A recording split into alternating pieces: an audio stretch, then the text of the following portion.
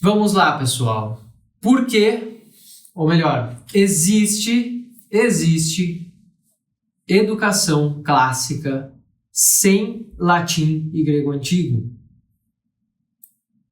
Não, o curso não é reconhecido pelo MEC, tá? Nós não temos reconhecimento do MEC, nem buscamos isso em momento algum, tá? Mas é um curso que vai, enfim, a aposta no curso é somente em que tu aprenderás realmente latim para ler os clássicos e grego para ler os clássicos, terá essa habilidade e terá horas complementares também. Para isso, pelo menos, é válido em termos de certificação e vantagem acadêmica, né? Então, o pessoal tem ali as horas, tem certificado, pode provar também o que aprendeu ou não aprendeu, isso aí tudo é muito tranquilo. Então pessoal, por que não existe educação clássica sem latim e grego antigo? Atualmente muitas pessoas têm chamado a educação clássica, ou chamado educação clássica, qualquer coisa. Qualquer coisa se torna educação clássica para muita gente, ou ainda no campo da literatura, ou na literatura, muita coisa se torna clássico no campo da literatura mesmo, de um modo equívoco, certo? De um modo equívoco. Tudo pode ser clássico se nós dissermos assim que clássico é tudo aquilo que é legal, que é bom, que nos apetece ou que nós gostamos de estudar. Eu gosto muito de Paulo Coelho. Eu leio Paulo Coelho e tudo, acho que é um grande escritor, ele vendeu best-seller, né? Ele tem best-sellers e tudo mais. Ótimo, muito legal. E por isso eu quero dizer que Paulo Coelho é um clássico. Eu posso dizer que Paulo Coelho é um clássico realmente? É um clássico da literatura? Será que isto é realmente um clássico da literatura? Isso no campo da literatura. E a educação clássica? O que eu posso falar sobre educação de uma forma bastante parecida e análoga a essa dos clássicos? Muito cuidado, antes de nós falarmos sobre se existe educação clássica sem latim e grego antigo, nós precisamos nos reportar um pouco ao que é uma educação clássica, certo? E olha só, quando nós dizemos que nós não temos uma educação clássica atualmente, certo? Nós não temos uma educação que se diga nos moldes clássicos, como nós podemos ver ao ler a história da Idade Média ou do Renascimento, ou mesmo da educação do período iluminista ainda, tá? Nós podemos dizer que muitas pessoas recebiam uma educação clássica e até mesmo atualmente há educação clássica no mundo, há uma busca pela educação clássica no mundo e o mundo volta-se a isso cada vez mais, volta à tentativa de uma educação clássica aos seus alunos. Nós temos casos até mesmo de alguns países ou alguns professores ou acadêmicos que já notaram o quanto a educação moderna prejudicou as gerações ou novas gerações desses países, as novas gerações de alunos, adolescentes, já vamos pensar aqui na década de 2000, dos anos 2000, na entrada, né, do século 21, e também temos dos anos 90, né, essa geração dos anos 90, o que aconteceu com essa geração dos anos 90, dos anos 80 e assim por diante. Agora, nós sabemos que no Brasil, até pelo menos a década de 70, nós ainda temos algum rastro, nós ainda temos alguma sobra ainda do estudo clássico, uma pequena sobra do estudo clássico. A educação clássica, primeiramente, nós podemos dizer que a educação clássica ela visa dar aos alunos um conhecimento que é comum ao mundo inteiro, que é comum pelo menos ao mundo inteiro do Ocidente, tá? Ao Ocidente todo. E este conhecimento comum, na verdade, é um conhecimento praticamente guardado como quem guarda num cofre, como quem guarda num baú de ouro. É um conhecimento muito especial que antecede todos os outros estudos que serão feitos daí por diante, inclusive aqueles estudos que hoje nós conhecemos como estudos superiores ou estudos de cursos superiores, tá? ou estudos de ciências teóricas. Então, notem que, na verdade, não é tão sutil. Há realmente um certo conteúdo, um conteúdo comum a todo tipo de educação clássica ou a todo tipo de escola que se pretenda clássica ou que dê uma educação clássica. Há disciplinas e habilidades a serem conquistadas que esses alunos aprendiam, certo? E se nós pensamos aqui em alguns grandes nomes, eu sempre trago aqui alguns grandes nomes que são conhecidos pela ciência mesmo, pela ciência teórica. E se nós pensamos, por exemplo, em Newton realmente recebeu uma educação clássica, certo? Newton, aquele da mecânica, né? A mecânica newtoniana, tem o movimento retilíneo uniforme lá, tem a teoria da gravitação, a gravitação newtoniana, certo? Que tudo isso é usado, estudado até hoje em física, todos conhecem, o pessoal das engenharias conhece, até o pessoal que está em alguma área da saúde já passou por isso, já deve ter aprendido isso e tudo mais, certo? Se nós vamos pensar em outra ciência teórica, tá? Que se diz um tanto, não chega a ser oposta, mas que se diz um tanto diferente disso, tá? A biologia, por exemplo. Na biologia, nós vamos ter homens que estudaram biologia e que formaram a biologia e tiveram uma educação clássica. E aqueles autores que compuseram uma educação clássica para o Ocidente, como, por exemplo, autores não, mas filósofos, né? E nós vamos ter o principal deles, que é Aristóteles. E muitos não sabem, mas a biologia realmente, perto desses moldes que nós conhecemos hoje, que se estabelece nesses moldes de classificação dos animais e do entendimento dos animais dentro de uma metafísica, tá? Encaixados ali num sistema geral, né, da compreensão desses seres no mundo, junto dos outros seres, certo? E junto do macrocosmo também, tá? É Aristóteles que vai formular isso, é Aristóteles que vai criar essa ciência biológica, né? Essa biologia que praticamente se segue como naquela época até hoje, claro, com todo o refinamento e todos os acréscimos necessários a isso. Então notem que educação clássica, ela vai de encontro não só a um conhecimento anterior de filosofia, não vai de encontro somente a artes que anteriormente eram ensinadas e que devem ser habilidades consagradas para esses alunos que tiveram uma educação clássica, mas também está ligada ao estudo de uma certa cultura. E é aí que nós entramos no latim, aí que entra o estudo da língua latina. Fazendo uma pausa aqui, eu vou ler aqui a pergunta do Glauco. Professor, bom dia, estou fazendo um curso de complementação pedagógica por motivos de trabalho e é nítido o movimento de tentar menosprezar o método de ensino clássico. Certamente, Glauco, uma coisa que eu devo...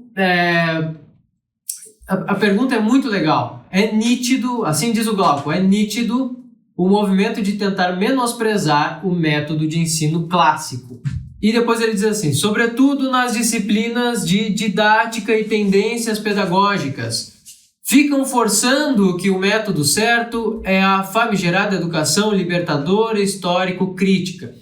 Certo, é que tem um grande problema nas teorias modernas, porque é muito comum, eu não posso falar muito sobre os teóricos mesmo, mas é muito comum que professores que estudam as teorias modernas ou que são formados atualmente, dificilmente leram ou conheceram o que realmente se fazia na educação clássica. E muitos vão dizer o seguinte, na educação clássica consistia, a educação clássica consistia em que os professores batessem muito nos alunos e xingassem os alunos para que eles aprendessem qualquer coisa, usassem a vírgula e castigassem todas as crianças até que elas aprendessem alguma coisa e tudo mais. Era isso.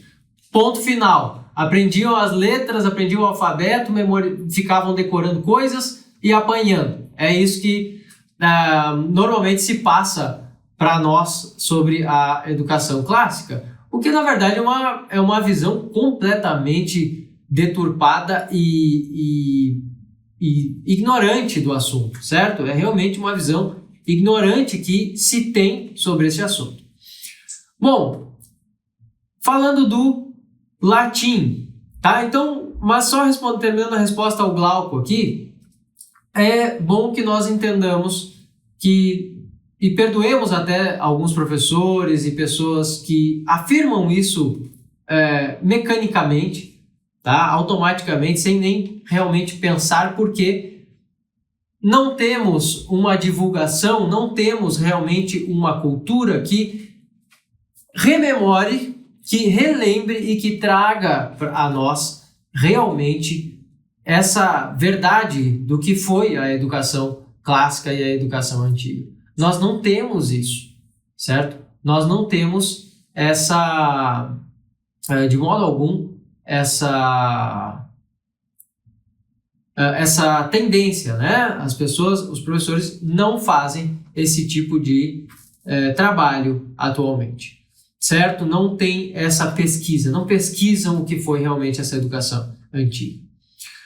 Bom, eu falei da cultura, então existe toda uma cultura anterior, toda uma gama uma amálgama de conhecimentos e habilidades que os alunos de uma educação clássica, ou que aquelas pessoas que tiveram uma educação clássica deveriam aprender. E a primeira das disciplinas sempre foi a língua latina, tá? E por um motivo muito simples. Antigamente, por um motivo muito mais simples e imediato, pelo fato de que o que era uma língua constituída no século, até talvez o século XIV, vamos pensar que talvez até o século XIV, o que realmente era uma língua constituída, com as suas regras todas bem definidas, com a sua gramática bem estabelecida, com a sua literatura bem estabelecida, suas capacidades bem claras e amplas, era somente a língua grega e a língua latina, tá? Mas principalmente a língua latina, que era a mais simples de ser aprendida, justamente por ser quase como a língua formal de vários povos neolatinos, tá? Vários povos de cultura neolatina. Então, estudar latim é quase como aperfeiçoar-se naquilo que a pessoa já é. Ou seja, nós, brasileiros, falamos em português, nós herdamos a cultura portuguesa, nós herdamos a cultura a língua portuguesa e, portanto, uma cultura portuguesa. E para nós faz todo sentido que nós queiramos um aprofundamento em nossa própria cultura, naquilo que nós mesmos somos, na nossa própria língua. Português é uma língua neolatina. Se nós queremos nos aprofundar na língua portuguesa ou na linguagem que nós mesmos usamos para absolutamente tudo, para as ciências, para a literatura, para a filosofia, assim por diante. Se nós queremos isso, nós precisamos nos voltar para a língua latina.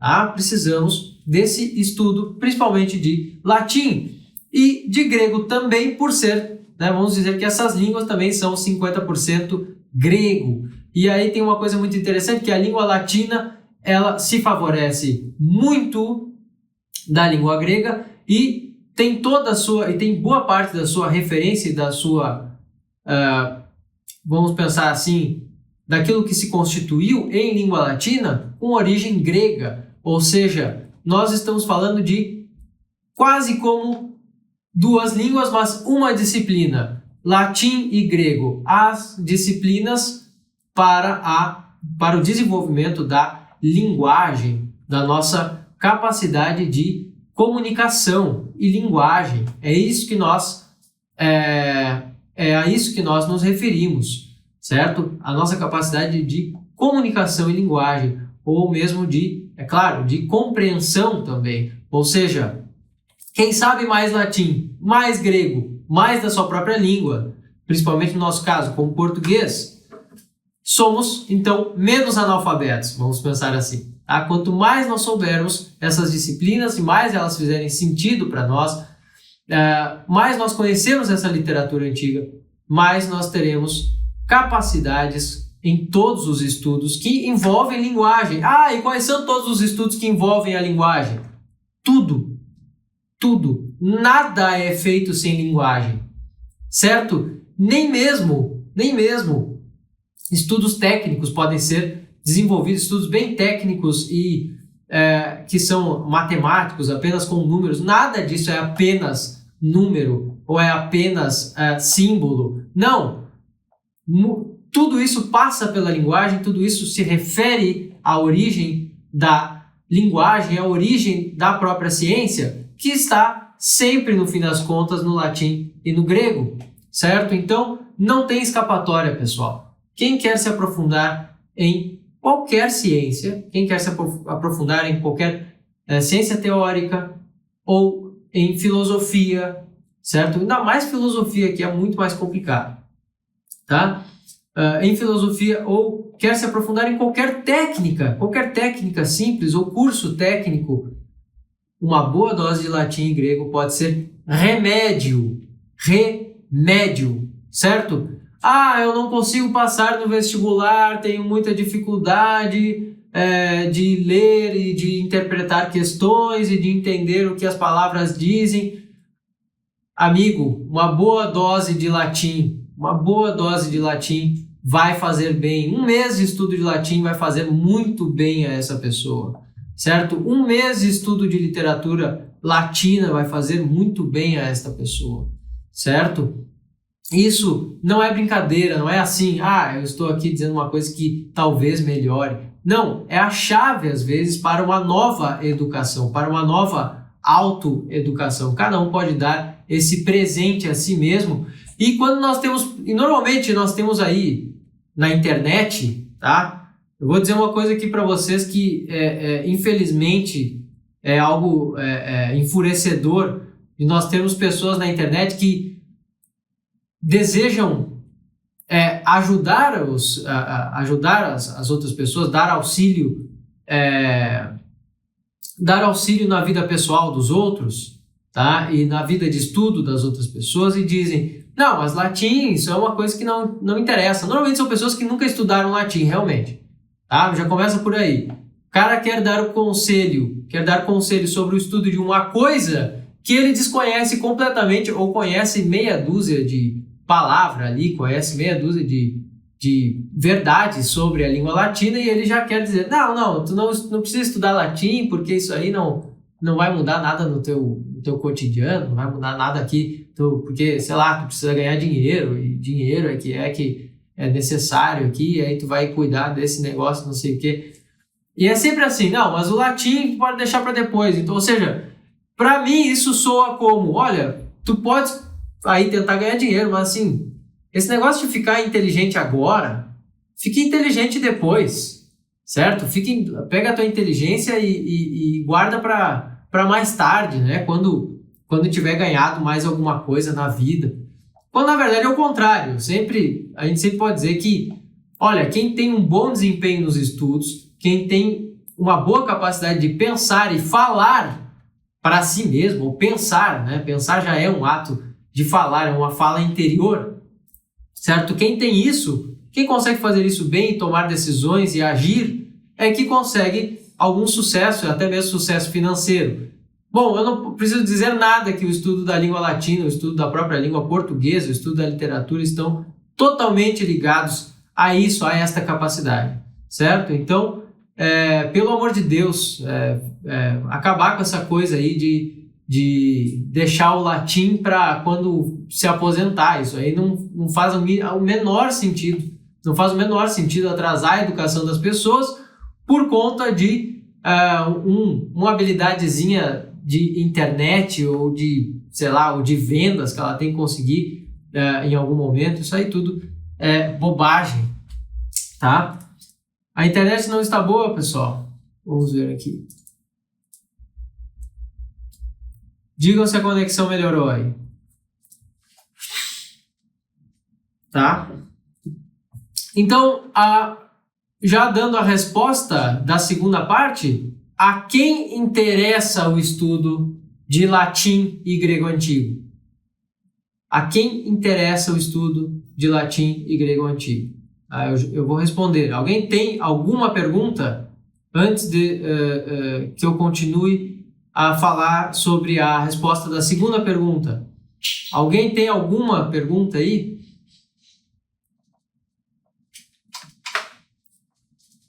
Então, assim, a quem interessa este estudo?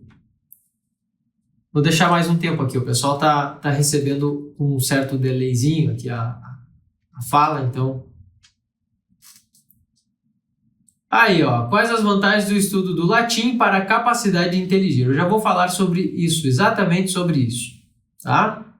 Aqui na resposta da segunda pergunta da live, eu vou falar sobre isso. Sendo que a pergunta é: a quem serve o estudo do latim? Nós vamos entrar no problema da inteligência, certo? Se ninguém mais tiver perguntas, vou continuar aqui. Então, pessoal, a quem serve o estudo da língua latina? Olha só. Se nós estudamos, todos nós temos alguma área específica, né? Todos vocês têm alguma área de trabalho específica, tem alguma área de atuação, ou são pais, certo? Ou mesmo são indivíduos, tá? São indivíduos que estão agindo no mundo e querem aperfeiçoar-se.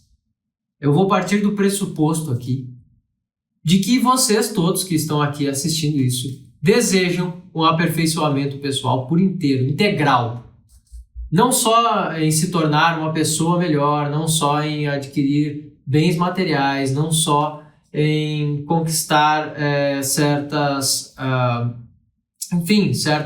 sucessos, né? Em ter certo sucesso em várias áreas da vida, mas desejam, de uma forma integral, evoluir, tá? Transformar-se para melhor, certo? Eu acredito que todos aqui queiram isso. Eu duvido que alguém diga, não, eu quero ser cada vez pior. Tá? Eu duvido que tenha alguém que diga assim, eu quero chegar a ser um lixo, né? Ou coisa assim, tá? Claro, é uma brincadeira, mas enfim. Olha só, se todos vocês desejam isso, notem que se nós vamos tomar, tá? Vamos pensar um pouco com a filosofia antiga, tá? A filosofia antiga, a primeira das virtudes será a sabedoria, certo? Será a sabedoria. Vocês podem ir por essa virtude, pela sabedoria, com a indicação de que ela pode resolver muita coisa a vocês, né? Pode ajudá-los em muita coisa. Na verdade, a sabedoria é o que vai ajudá-los para absolutamente tudo na vida. Ou seja, ali desde o momento mais simples do trabalho de vocês, desde o momento de, sei lá, limpar a mesa, até a hora de dormir, até as decisões mais complicadas da nossa vida, nós vamos precisar de sabedoria. Só que tem uma coisa. O ser humano, tá? Nós somos humanos, nós somos essas criaturas que têm membros, né? Tem mãos, tem um rosto e tem todo esse corpo extremamente versátil, tá? Antropologicamente nós devemos pensar que o nosso corpo, diferentemente dos outros animais, ele é muito versátil e não é especificado, ele não é específico para, por exemplo,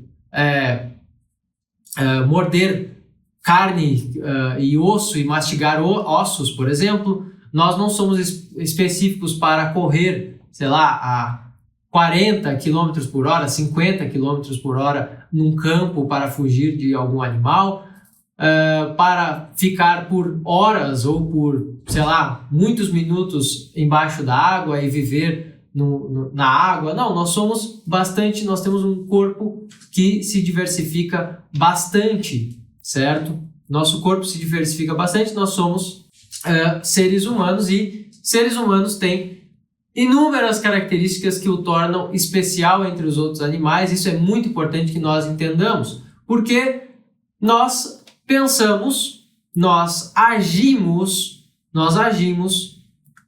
conforme o que pensamos, certo? Nós podemos criar algo, criar coisas novas, nós podemos criar algo novo a partir do nosso conhecimento, nós podemos manter algo em nossa memória, nós podemos ligar duas coisas diferentes em nossa memória para criar uma terceira, mas nós fazemos isso com uma ferramenta muito especial que só os homens têm tão bem desenvolvida, que é a linguagem falada, certo?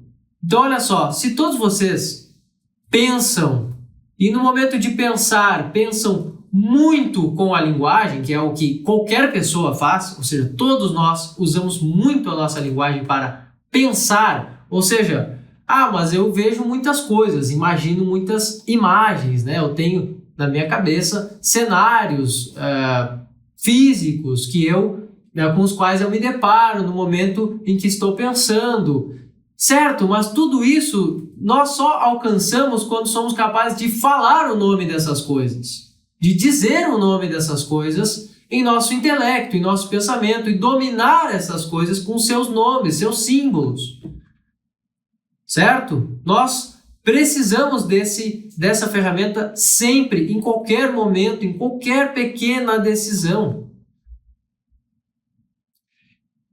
certo? Nós queremos nos desenvolver em nossas técnicas, seja lá em qual for a técnica, ou seja lá no que for. Nós queremos nos desenvolver e desejamos nos tornar pessoas melhores. Tudo isso envolverá a linguagem, tudo isso envolverá a nossa capacidade de linguagem, vamos pensar nas palavras atuais, né? Interpretação e leitura. Não só leitura de livros, mas até no próprio ouvido. Nós precisamos aprender a ouvir e construir as imagens daquelas palavras que nós ouvimos, certo?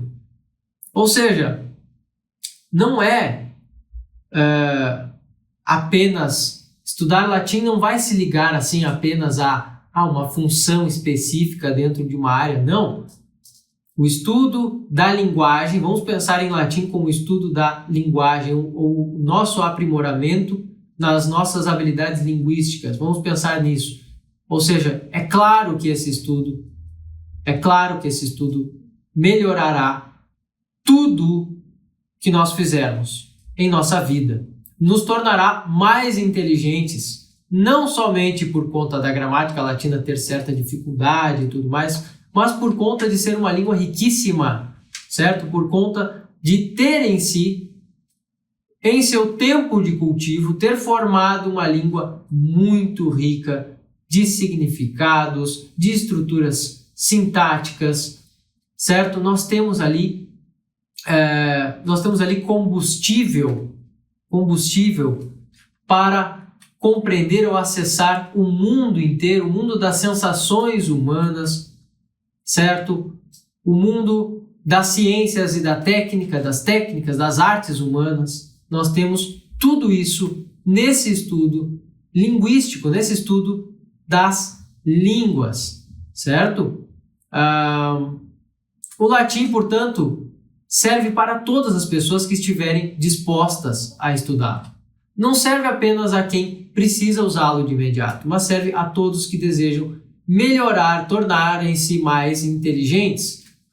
Tá? Todos aqueles que desejam tornar-se mais inteligentes precisam do estudo da língua latina.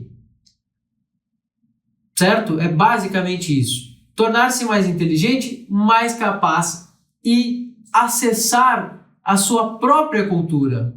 Desenvolver-se ou evoluir ou transformar-se para melhor em sua própria cultura. Portanto, não é à toa que aqueles que realmente estudaram latim, aquelas pessoas que realmente se dedicaram a esta língua, ao grego antigo, à cultura latina, à cultura grega, também conseguiram depois compreender, por exemplo, a história de outros séculos seguintes que se passaram e seguiram a tradição, conseguiram compreender teorias muito profundas. E vamos lá, quando nós temos uma teoria complexa, seja em matemática, ou seja em física, ou em química, quando nós temos ali uma teoria complexa, o maior problema, na verdade, é a linguagem, é aquilo que nós estamos compreendendo do todo, é aquela nossa capacidade de dizer o que nós estamos vendo em tal fenômeno, ou descrever certos fenômenos, e, portanto, ter uma compreensão teórica elevada daqueles problemas e daquelas teorias que estão ali, certo? Nós precisamos, portanto, ter essa noção de que a linguagem importa, o domínio da linguagem importa muito mais do que todas as coisas se nós queremos nos tornar inteligentes para tudo. Além disso tudo, ninguém é incapaz, ou melhor, todos vocês podem também ao longo da vida usufruir da literatura latina e da literatura antiga. Em latim? Mas como assim ler em latim? Sim, olha, um curso para ler, né? Quanto tempo alguém demora para conseguir ler a Bíblia, por exemplo, o Novo Testamento em latim? Demora mais ou menos entre 2 e 3 meses de estudo, se a pessoa for constante, mesmo com trabalho, mesmo com a sua rotina, em 2, 3 meses de estudo talvez consiga ler a Bíblia em latim. E depois, com mais um tempo de estudo de grego, consegue ler a Bíblia em grego. E se já sabe um pouco de latim e tem uma Bíblia bilíngue, como é a nossa, já consegue ler em grego e latim, certo? É uma linguagem mais simples. E daí, para evoluir para um outro grau, basta ter um estudo constante, fazer isso ao longo da vida toda e terá, então, tesouros e tesouros na educação clássica, certo? Imaginem o adiantamento que não tem uma criança que aprendeu latim aos 8 anos, aos 10 anos e tudo mais. Digamos que não é impossível, é possível fazer isso com uma educação bem lúdica ainda. A educação clássica não se opõe a uma educação lúdica, a uma educação salutar mesmo, ou tranquila, certo? Com bons tratos, certo? Então, para fechar esse assunto, o latim serve a todos. Latim serve a todos que desejam ter melhores capacidades para absolutamente qualquer estudo e para tudo que desejar fazer na vida. A estrutura sintética do latim cobra um esforço de análise maior do leitor para alcançar o sentido proposto, confere. A estrutura sintética, se nós pensarmos em sintética ou sintática, não sei se é exatamente isso que tu quiseste dizer, tá? Mas cobra um certo esforço, sim, e cobrava até mesmo dos romanos, tá? Não que os romanos não falassem, falavam muito bem latim, normalmente, fluentemente, falavam esse latim formal, certo? Ou latim clássico, mesmo no tempo de Virgílio, que já tem um latim mais corrupto, mais corrompido, certo? Não escreve no latim formal, ou seja, isso sempre foram duas coisas separadas uma da outra, ou seja, a fala latina vulgar, romana, normal, e o estudo de uma língua clássica, certo? Há sim uma certa dificuldade, porque é uma língua que tenta criar relações de uma maneira bastante bastante elegante, tá? Nós temos a língua latina, ela, quando escrita formalmente, ela é realmente elegante. Isso, é claro, é um efeito que nós temos com o uso da sintaxe e da semântica das palavras, e isso realmente acontece, e os latinos, tá, os romanos, conseguem fazer isso ao longo do tempo, conseguem melhorar isso ao longo do tempo, torná-la uma língua cada vez mais elevada, capaz de criar ou de expressar situações com sempre maior complexidade. Então, sim, a gente pode dizer que ela cobra um esforço de análise, tá? Cobra um esforço de técnica e das nossas capacidades maior, certo? Não é algo pintado por pessoas que não conhecem latim, porque normalmente pessoas que não conhecem latim têm muita opinião sobre latim, o que é um combate aí que a escola clássica enfrenta sempre, né? Que é normalmente isso. Pessoas que leram sobre a língua e que nunca leram na língua ou que nunca leram poesias, por exemplo, textos em prosa na língua latina, mas que leram sobre a língua latina, ouviram falar sobre a língua latina, têm muita opinião sobre latim. Isso é impressionante. Tem opinião até mesmo sobre se é difícil ou não. Pessoas que tentaram 1 ou 2 horas de estudo da língua latina podem dizer se realmente a língua é difícil ou não? Não, não podem. Não podem. Certo? Eu acho que nós não podemos dizer que alguma coisa é difícil antes de nós tentarmos muito aquilo, antes de nós nos dedicarmos algum tempo, pelo menos alguns dias àquilo. Depois nós podemos dizer, isso é difícil, isto talvez não seja tão... Eu achava que era mais difícil, mas não é tão difícil assim, certo? Então, nós só somos capazes realmente somos capazes de medir essas coisas no momento de tentar. E eu diria que sim, o latim cobra uma capacidade maior de análise, cobra uma capacidade maior cobra mais capacidades gramáticas nossas. Porém, nada muito fora do comum, nada muito fora daquilo que nós, às vezes, estudamos em gramática portuguesa no colégio, na escola, certo? Então, não é assim tão horrível, né? Não é assim uma coisa tão estranha ao ser humano. Não, pelo contrário, na verdade, se vocês procurarem aí nos vídeos da escola clássica, os professores aí, professor Clístenes, eu, professor Marcos, nós estamos falando em latim em vários vídeos aí, tá? Então nós falamos, indica um livro para começar hoje, Família Romana. Família Romana, vai lá no YouTube da escola clássica, tá bem? Vai no YouTube da escola clássica. E outra coisa, vai no site da escola clássica e tem lá o e-book. Tem um e-book de latim e grego antigo que eu escrevi, tá? Vocês vão ter lá todo o contexto, como começar. Então tem muita coisa lá, tá? No site da escola clássica. Vocês podem acessar aqui, ó. Vou deixar aqui para vocês. www.escolaclássica. Procurem lá o e-book.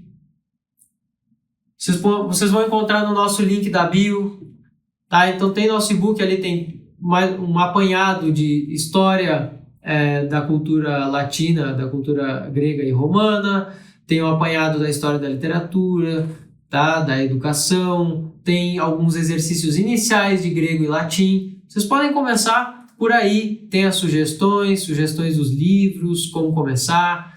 É claro que eu vou falar aqui... Amanhã nós vamos aprender as primeiras palavras em latim e grego antigo e na quarta-feira eu vou fechar aqui as 3 lives falando sobre justamente como começar, por onde começar, os livros. Mas eu já adianto aqui, ó, eu vou falar mais sobre o livro depois, mas é este livro aqui, ó, Família Romana, certo? Família Romana, para estudar latim e o grego é o Atenaze, certo? São nossos materiais didáticos, mas, cursos da escola clássica. Se vocês procurarem os nossos cursos no nosso site, tá? Se vocês procurarem nossos cursos no nosso site, vocês verão que lá vocês não vão precisar inicialmente desse material, certo? E também no nosso YouTube, vocês vão poder fazer aulas aí no YouTube enquanto isso, para começar, para aprender. Procurem lá pela aula inaugural de latim, pela aula inaugural de grego, tá? E no curso da Escola Clássica eu começo do zero o estudo de latim, começo ali só com objetos, o material já está na aula, não precisa de material didático. Aqueles que adquirem o curso completo, então nós vamos ter aqui o curso completo, tá? Quem adquire o curso completo da Escola Clássica recebe 12, tá? Recebe 12 clássicos escritos em grego e latim em casa. Olha, pessoal, é assim, ó, é um material criado com muito cuidado, com muito esmero aqui por nós da Escola Clássica. Nós temos ali obras de Aristóteles, Platão, Plotino. Nós temos o teatro grego de Ésquilo, o primeiro dos dramaturgos, certo? Nós vamos ter ali as bucólicas e as geórgicas de Virgílio. Nós vamos ter a Bíblia, o Novo Testamento, os 4 evangelhos e também o Gênesis em grego e latim, tudo isso em grego e latim. Olha, pessoal, só de conseguir ler, mesmo que vocês não entendam inicialmente a língua, vocês podem ler, só com as primeiras aulas já é possível, então, conseguir pronunciar em grego e latim. Só em conseguir fazer isso já é algo redentor, já é algo maravilhoso que vocês podem tentar aí com esses livros, certo? Então, olha, é um estudo sempre recompensador. A única coisa que pessoalmente, eu tenho a dizer que mesmo que eu não tivesse, mesmo que eu não trabalhasse com latim e grego antigo, porque atualmente eu trabalho com latim e grego antigo, eu escrevo e aqui para a Escola Clássica, eu dou aulas aqui na Escola Clássica, certo? Então, assim, estou sempre em função disso. Porém, se eu não trabalhasse com latim e grego antigo, sei lá, fosse engenheiro, fosse médico, fosse qualquer outra coisa que eu quisesse ser, sei lá, trabalhasse no banco, não sei, com burocracia, eu estudaria latim e grego antigo. Porque eu tenho certeza que seria algo onde eu nunca teria perdido tempo na vida. Então, assim, muitos estudos que nós fazemos, não necessariamente estudos, mas certas habilidades ou tentativas de conseguir certos diplomas ou a compra de, por exemplo, até mesmo de livros, de romance, coisa assim, isso tudo, às vezes a gente se arrepende, né? Eu comprei isso aqui, mas depois não quis, não sei. Agora, assim, quem estuda a sério latim e grego, quem estuda de verdade latim e grego antigo, não vai se arrepender desse negócio, tá? Quem estuda literatura latina, literatura grega, quem quer essas coisas, quem notou a importância disso e fez um pouco disso, certo? E realmente se esforçou por essas coisas, não vai dizer nunca que, eu acho que eu não deveria ter começado o estudo de latim ou grego. Olha, quem aprendeu 3 palavras de latim, quem aprendeu 4 palavras de latim, já tem coisas muito boas que aprendeu. E para outras coisas nem sempre nós temos o mesmo custo-benefício, né? Então, eu diria que é um estudo que nunca deixa arrependimento, nunca deixa a sensação de perdi tempo ou coisa assim. Nunca, seja lá qual for até o autor que se leia, certo? Então, mesmo que nós leiamos um autor até um tanto desconhecido, um autor grego um tanto desconhecido, leamos um trecho de uma poesia, ou leiamos ali um trecho de um texto e não terminemos o texto depois, olha, mesmo assim, valeu a pena, isso vale a pena, tá? E é claro, eu estou falando isso da experiência pessoal, eu diria que é um estudo para se cultivar para a vida toda, não é uma coisa para, eu estudei latim ali no ensino médio, estudei latim ali no início da faculdade, e que legal, né? Ficou lá e me ajudou e não sei. Não, olha, eu acho que o mais importante é cultivar isso ao longo da vida, como as pessoas fazem com certos hobbies, ou como se fosse cozinhar. Então, as pessoas, todos os dias, ou pelo menos, sei lá, uma vez por mês, algumas pessoas vão lá, convidam os amigos, fazem pratos especiais, ou pratos que gostam muito de cozinhar e tudo, ou melhoram uma receita e fazem para os amigos, tudo isso, né? Então é como algo desse tipo, algo que nós vamos fazer pelo menos a vida toda, algo que nós vamos ter contato a vida toda. E muitas pessoas, ao se deparar com esse estudo, ao fazer um estudo de latim e grego, aqui a Bruna já vai falar um negócio muito interessante, quase do que eu ia falar agora. Mas assim, muitas pessoas vão fazer um certo estudo de latim e grego e não sabiam, mas aquilo as acompanhará para a vida toda, todos os dias. Muita gente não sabe disso, mas vai acabar estudando isso aí, estudando latim e grego e lendo livros clássicos em grego e latim para a vida toda. O curso de Direito exige um pouco de latim. É interessante não terem abdicado de alguns termos. Sim, o curso de Direito é um dos que nos leva a essas referências, até mesmo porque não existe direito romano, não existe a ideia de direito romano sem Cícero, né? O maior orador da língua latina, que na verdade é traduzido no Brasil, é traduzido sempre com uma linguagem super formal demais, assim, meio pomposa, né? Meio extravagante, quando na verdade Cícero era muito claro em suas palavras, muito pleno nas suas palavras, né? Muito sóbrio e muito pouco, e nem tanto assim, nem tão ornado assim, mas, claro, de uma escrita muito bela, mas nem tão ornada e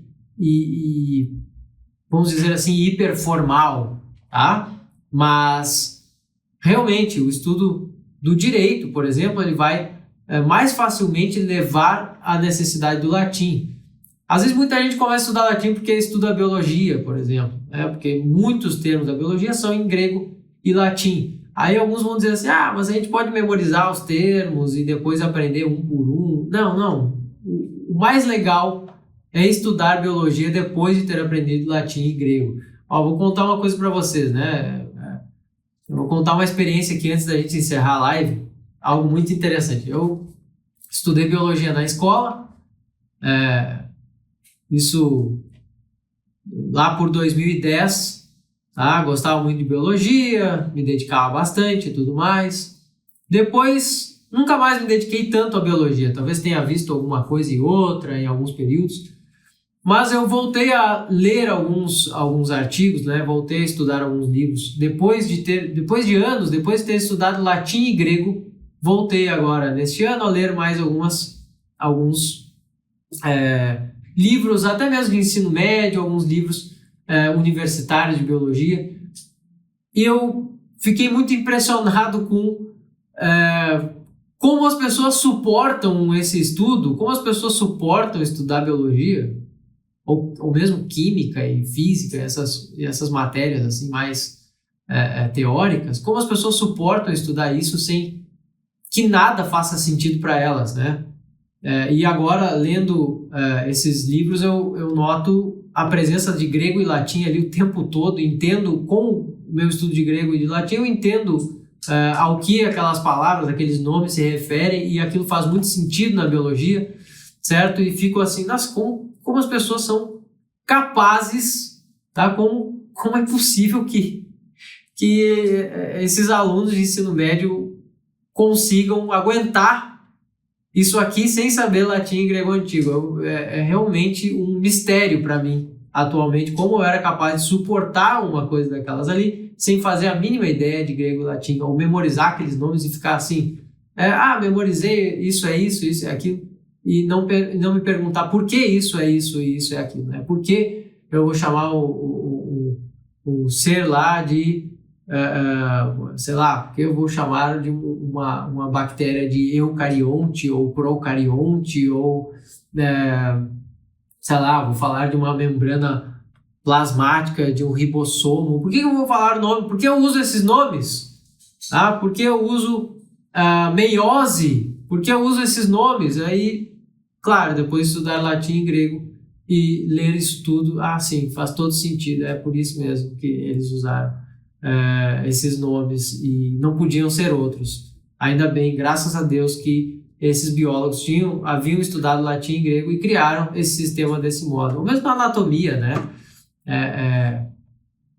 Como é possível nós estudarmos as partes do corpo sem saber latim e grego? É muito chato estudar as partes do corpo sem saber latim e grego. Porque eu tenho carpo e metacarpo, por exemplo, certo?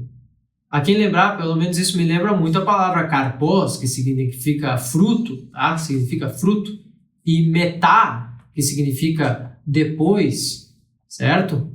Então, ou significa junto de, certo? E aí eu tenho lá carpo, metacarpo. Que interessante, né? Então, assim, absolutamente tudo vai fazer sentido na biologia, na química, na física, na anatomia dentro da biologia, né? No estudo da medicina também, acho que até mesmo no estudo de fármacos aí, isso vai fazer muito sentido quando nós estudamos latim e grego. Na linguística, na filosofia, em absolutamente tudo isso vai fazer sentido. E não para. É fatal esse problema, tá bem? Pessoal, vamos deixar para amanhã, para falarmos mais sobre essas coisas amanhã. Muito obrigado. Deixem perguntas aqui na live, deixem perguntas nos nossos stories aqui da Escola Clássica, nas nossas postagens, fiquem à vontade e até amanhã. Muito obrigado pela presença de todos que se mantiveram até aqui e eu espero então que vocês compartilhem esta live, que vocês aproveitem também o que eu digo aqui, comentem também se caso tenham alguma dúvida do que eu tenha dito ou tenham algo a apontar para mim mesmo, não tem problema, acho que isso é natural. E fiquem à vontade, pessoal, fiquem à vontade, a Escola Clássica está aqui, eu estou aqui por vocês, certo? Senão, não escolheria fazer um trabalho assim, tá bem? Obrigado, Bruno. Até mais.